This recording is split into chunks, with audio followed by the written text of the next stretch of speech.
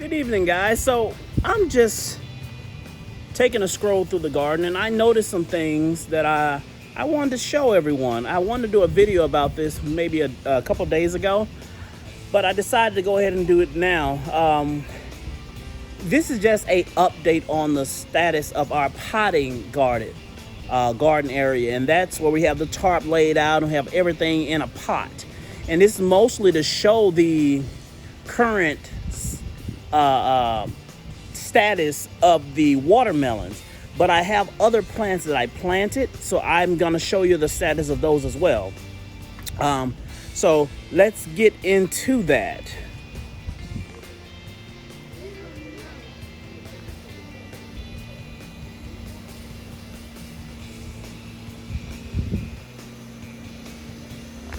Right here, we're gonna start here actually. If you remember, maybe a couple of weeks ago, we started growing. I said, you know what, I'm gonna show you how I plant my okra. So these are those okra plants coming through. I planted 2 per hole. We do have one area where it didn't come up here, but I do need to water this. It looks like, well, it looks like it has a little moisture in there. Oh, that's good. We don't have to water that. But as you can see, we have 2 plants coming up here, 2 plants coming up there, and 2 plants coming up there. What I'm probably gonna do, and I have the same in that pot here, so I'm going to end up thinning them down. And what that is, I'll go ahead and do it now in front of you. This is I'm using a camera, so bear with me.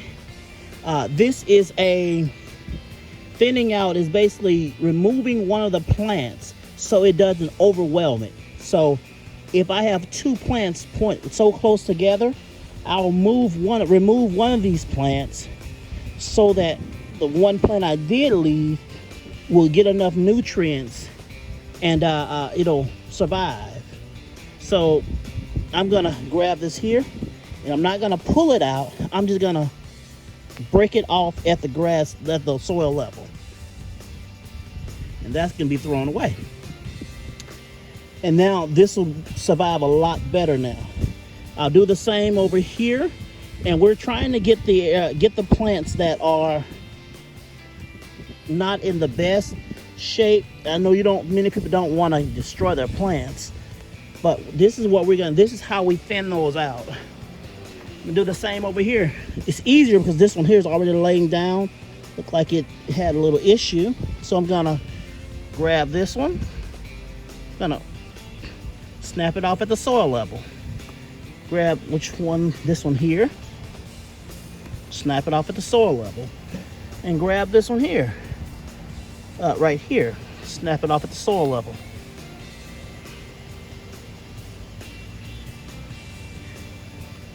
And I'm gonna throw those away later.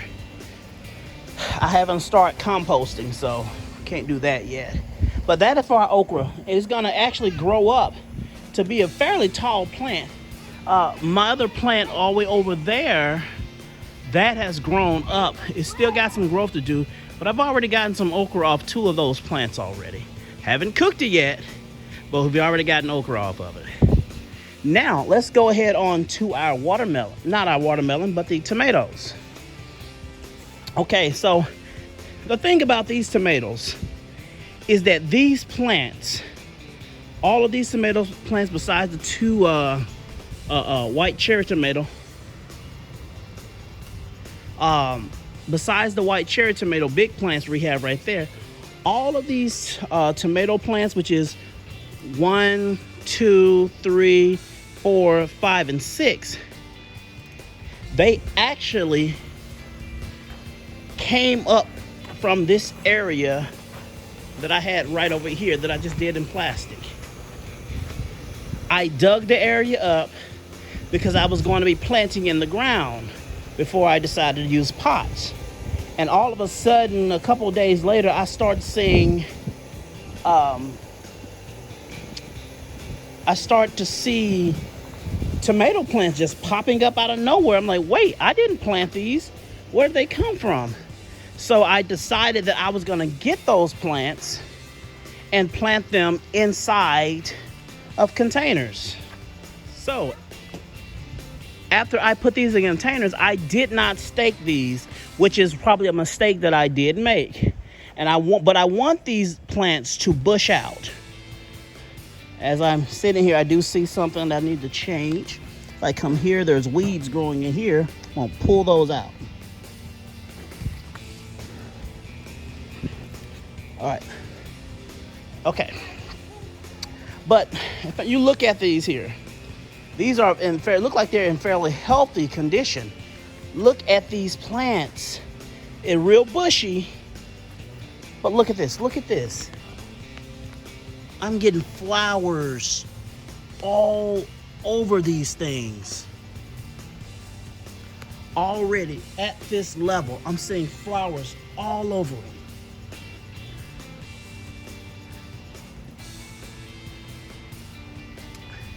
And these flowers, when they're pollinated, and what I do, I just come and shake the plant like this here.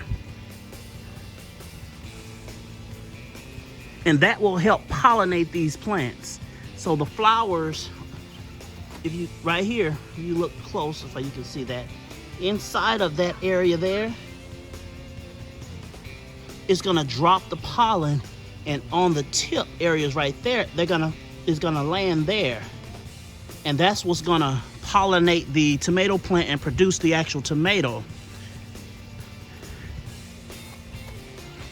And it looks very strong and healthy. Here's another one. And if you can look, these here, I was sitting like, I don't know how well this is gonna do. So we're gonna see. But this is doing way well. That's the best word I can think of right now. But you have flowers here, flowers there, flowers here, flowers here, flowers here.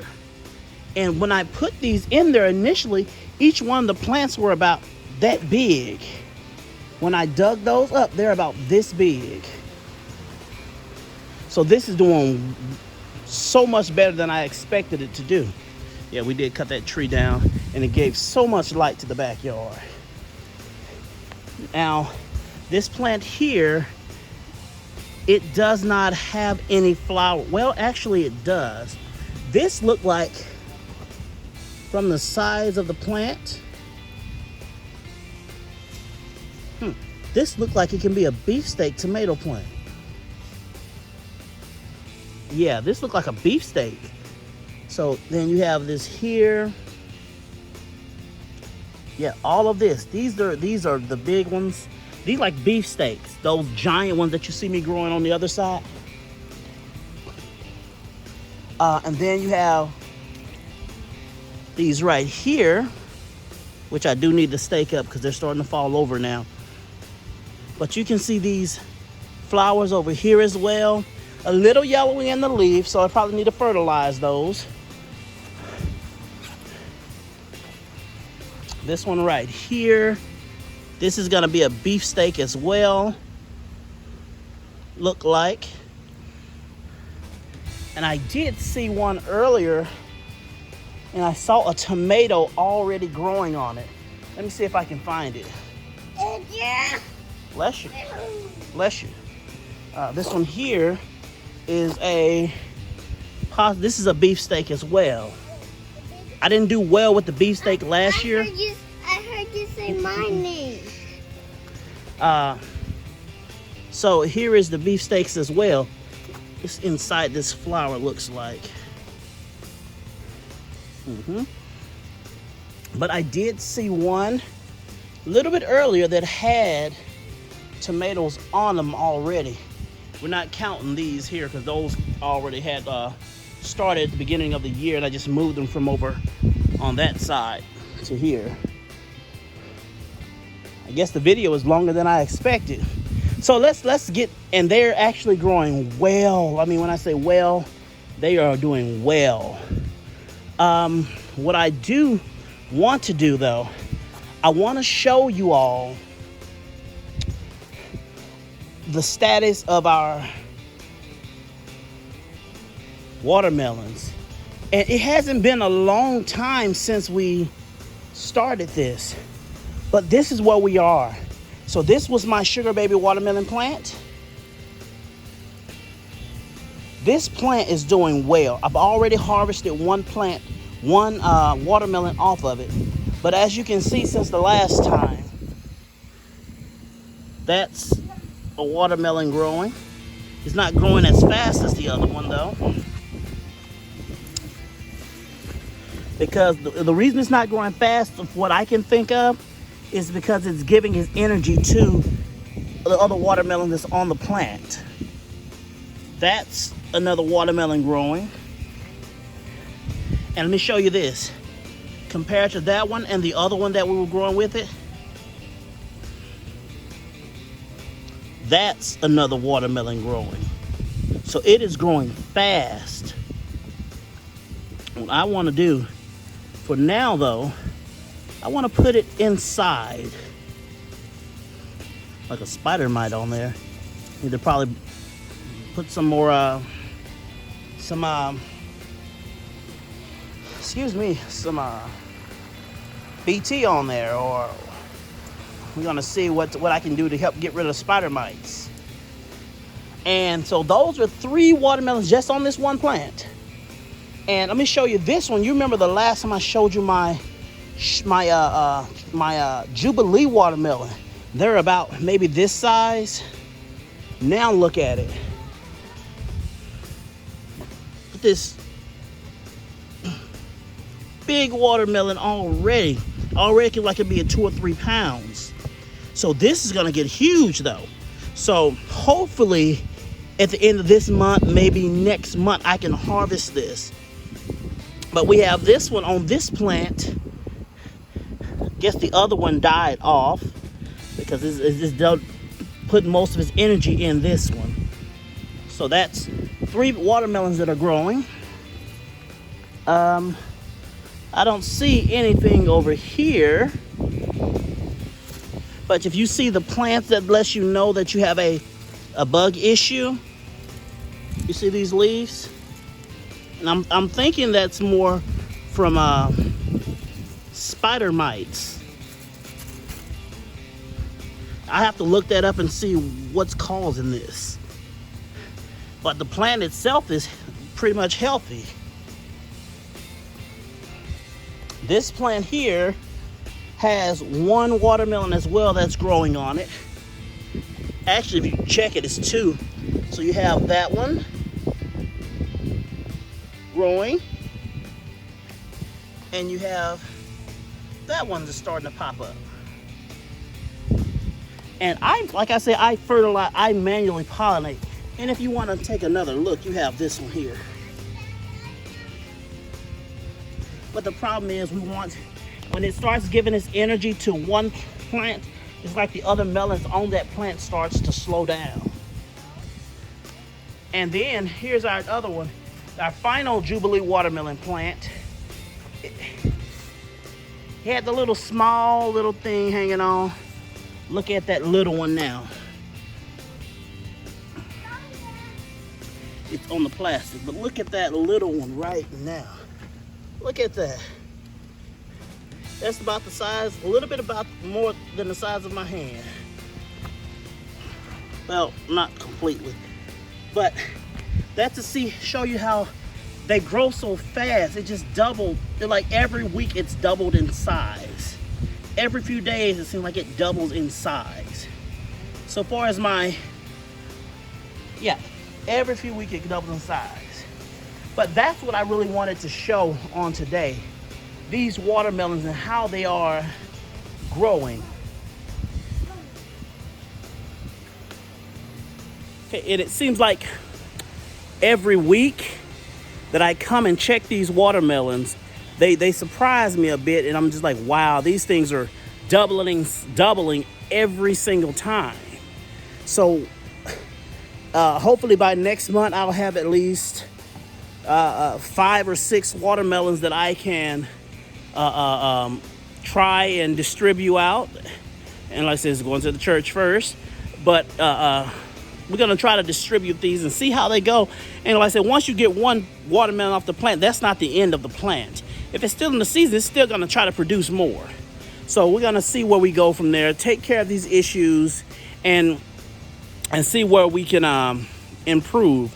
Like I said, next time I'm gonna be doing a video for my fall garden. It's gonna be coming out, and I want to be more of a showing you how I prepare the soil, how I germinate, and how I prepare those cells so that I can plant them and get them ready to be planted outside. So that's what's coming in the future.